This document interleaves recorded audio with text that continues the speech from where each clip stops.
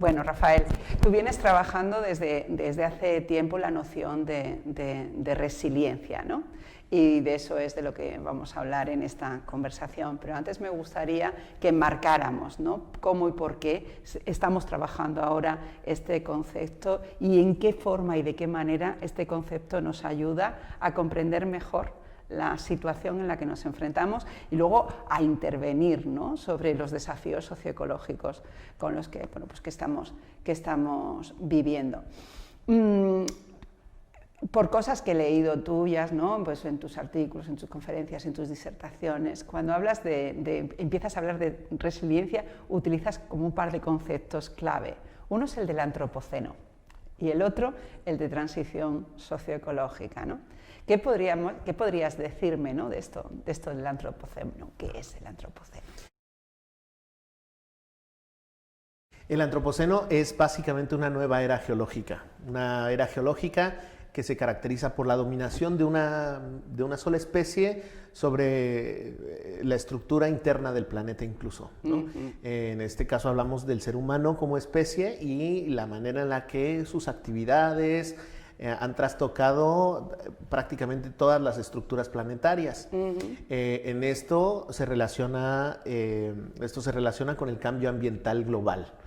El cambio ambiental global no es otra cosa más que la intensificación de procesos que se han llevado a cabo a lo largo de la historia del planeta, pero también de la historia de la humanidad. Es decir, la intensificación de los patrones hidrometeorológicos, las lluvias, las sequías, la intensidad de estos procesos climáticos se relacionan con el cambio ambiental global, pero también hay un cambio social, es decir, hay una intensificación de ciertos procesos que podemos ver en las noticias, en los movimientos sociales, etc.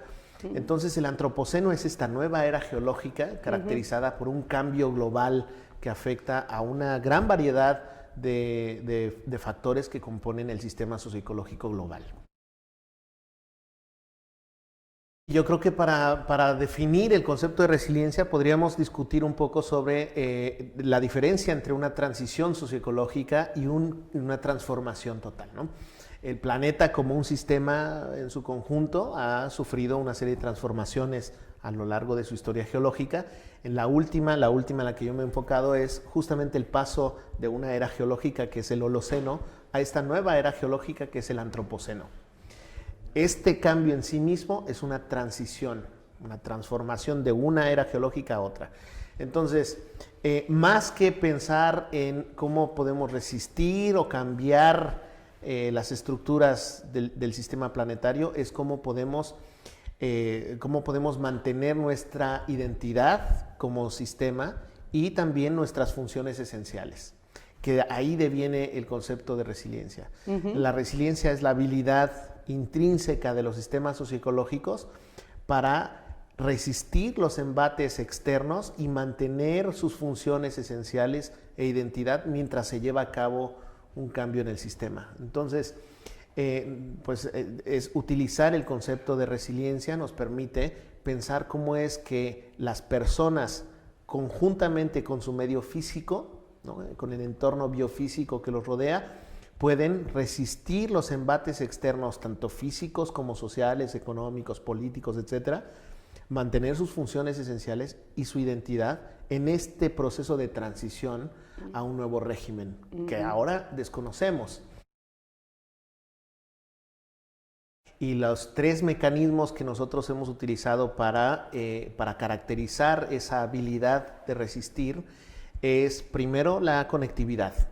Qué tan bien conectados y con qué intensidad están conectados los componentes de un sistema socioecológico al interior para resistir mejor un cambio, un impacto externo, conectividad. El segundo es la retroalimentación. Hasta qué punto estos nodos aprenden, accionan mecanismos que les permitan aprender mutuamente y responder ante los efectos externos o impactos externos. Entonces, esa es la retroalimentación. ¿Qué tanto aprendemos entre nosotros como nodos de un sistema y qué tanto nos retroalimentamos del sistema biofísico, ¿no? Y el tercer elemento esencial de la resiliencia es la diversidad. Es decir, los sistemas socioecológicos que tienen una mayor diversidad de componentes en términos de especies, de personas, de modos de vida, de cosmovisiones, incluso de estructuras políticas, son más resilientes que aquellos sistemas que tienen menos diversidad de agentes o de elementos. Entonces, entre otras cosas, porque si tenemos más elementos, hay una mayor posibilidad de redundancia, es decir, que un elemento pueda sustituir las funciones de otro elemento en un momento de crisis o de impacto.